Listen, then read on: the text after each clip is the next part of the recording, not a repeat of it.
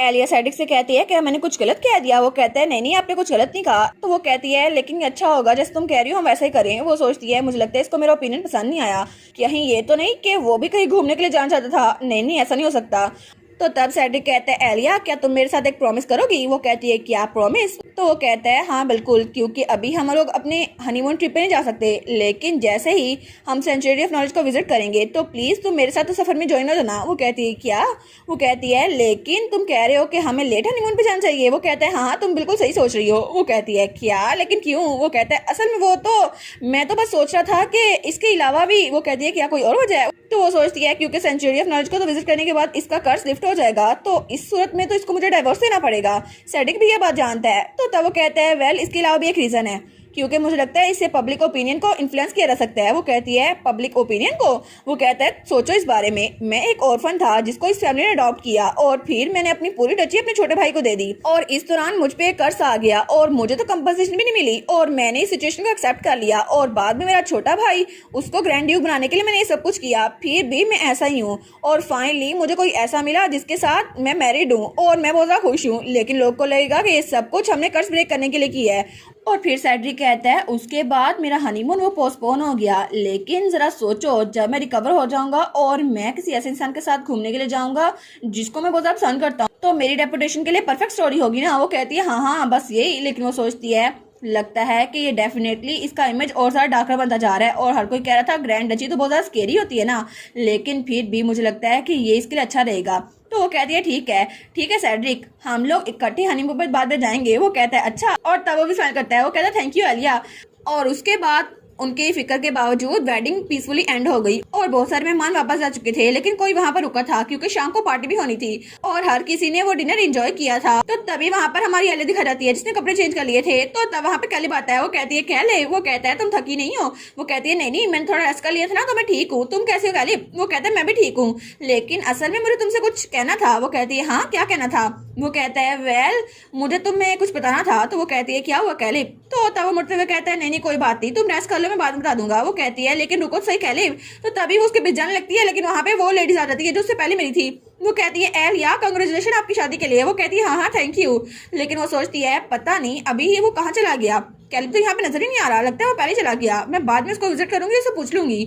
और तब सीन चल होता है और हमें रात का सीन दिखा रहता है और तब एलिया वो बहुत ज्यादा थक चुकी थी। वो सोचती है कितना डिफिकल्ट है ना, पूरा दिन मैं तो वहां पर सब लोग के साथ रही। तो मुझे सैड्रिक कह रहा था एलिया तुम ठीक तो ना। मैंने कहा था हाँ हाँ, लेकिन कितने सारे लोग मेरे पास आए थे ना, फिर भी मुझे ये पता करना होगा कैली मुझसे क्या करना चाहता था। मैं उसके रूम में गई तो थी, लेकिन मुझे मेड ने कहा कि वो सो चुका है, इसलिए मैंने सोचा उससे कल पूछ लूंगी। तो तभी उसकी मेड कहती है एलिया। तो वो कहती है हाँ क्या हुआ।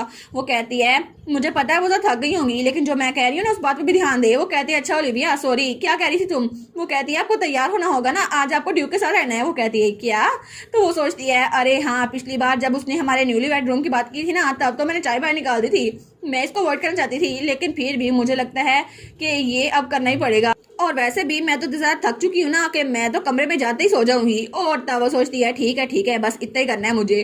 तो तब उसकी मेड कहती है आपको कौन सा लिप बाम चाहिए। तो हमारी कहती है ओलिविया तुम जो रिकमेंड करोगी वही लूंगी। वो कहती है ठीक है तो मैं आपको अच्छे से तैयार कर दूंगी। वो सोचती है ओलिविया तो कुछ ज्यादा एक्साइटेड हो रही है, लेकिन फिर भी मुझे इसको रोकना चाहिए।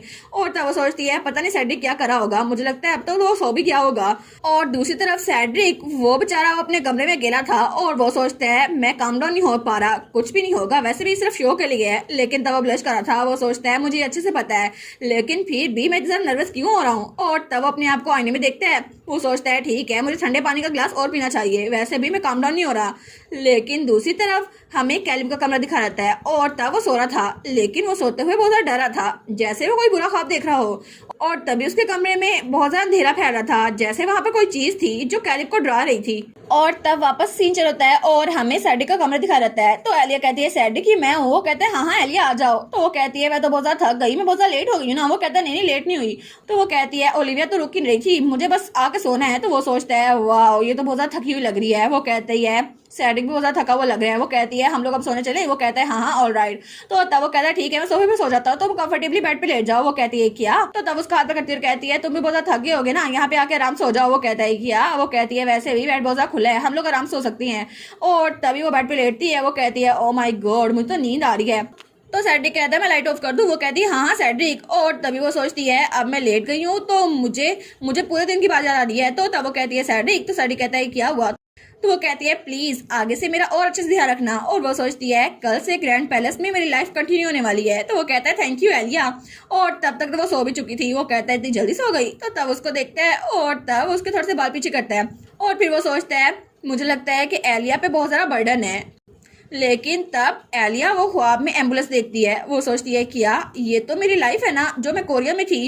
तो तब वहाँ पे डॉक्टर्स और नर्सिस थी। तो उसका भाई वो बहुत सारा पसीने में शराबूर था। तो तभी डॉक्टर कहता है क्या तुम्हारा भाई एल्बिनो का पेशेंट है। वो कहती है नहीं ऐसा तो कुछ भी नहीं था। तो वो कहता है लगता है कि वो एल्बिनो की सिम्टम्स जाहिर कर रहा है जिसकी वजह से उसके बालों का और आंखों का कलर चेंज हो गया है और हमें उसका भी इलाज करना होगा। वो कहती है यून। लेकिन तभी उसकी आंख खुलती है। तो तब वो कहती है क्या। तो सैड्रिक उसको उठाता है। वो कहता है तुम ठीक तो हो ना। वो कहती है मैं कहाँ पर हूँ। वो कहता है क्या तुमने कोई बुरा ख्वाब देखा। वो कहती है हाँ ये। वो सोचती है मुझे तो चक्कर आ रहे हैं लेकिन आखिर अभी क्यों। लेकिन तभी उनको कमरे के बाहर से आवाज आती है सर सैड्रिक मिस एलिया प्लीज ग्रैंड ड्यूक अभी। तो वो कहती है क्या उसको क्या हुआ। तो वो सोचती है यून ये तो यून की तरह है। तो तभी वो जल्दी से जूता पहनती है और वहां से भागती है। तो सैड्रिक कहता है कि मैं रुको सही। लेकिन एलिया वो जल्दी से वहां से भाग रही थी। वो कहती है यून यून खतरे में है। लेकिन जब वो कमरे का दरवाजा खोलती है तो वहां पे सारी मेड्स उधर बिखरी हुई थी। वो कहती है जल्दी करो पानी लेकर आओ। तो एली सोचती है आखिर ये क्या हो रहा है। तो दूसरी मेड कहती है डॉक्टर अभी तक आया नहीं अब हमें क्या करना चाहिए। और कैलिब वो तो बहुत ज्यादा पसीने से शराबोर था उसको बहुत ज्यादा मुश्किल हो रही थी। वो कहती है यून। लेकिन वो सोचती है ये मेरी गलती है मुझे लगता है कि ये सब कुछ मेरी गलती है मुझे उसके साथ रहना चाहिए था। तो तभी सैड्रिक पीछे आता है। वो कहता है एलिया प्लीज हम लोग कैलिब को बाद में देख लेंगे पहले तुम तो काम डाउन हो जाओ। वो कहता है तुम मुझे सुन सकती हो। वो सोचती है क्या।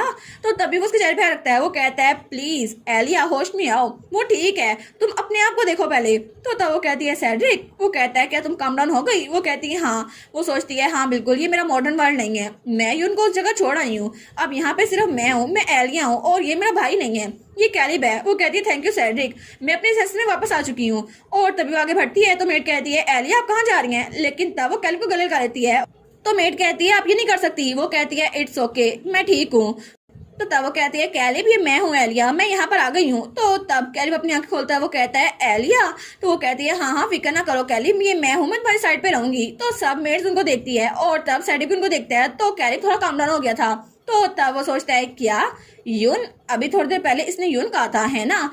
और वो सोचता है जब हम लोग डॉक्यूमेंट पे बात कर रहे थे तो उसने कहा था कि कैलिब को देखकर मुझे ऐसा लगता है जैसे कोई मेरा करीबी हो। लेकिन वो सोचता है ये डेफिनेटली उसने यही कहा था।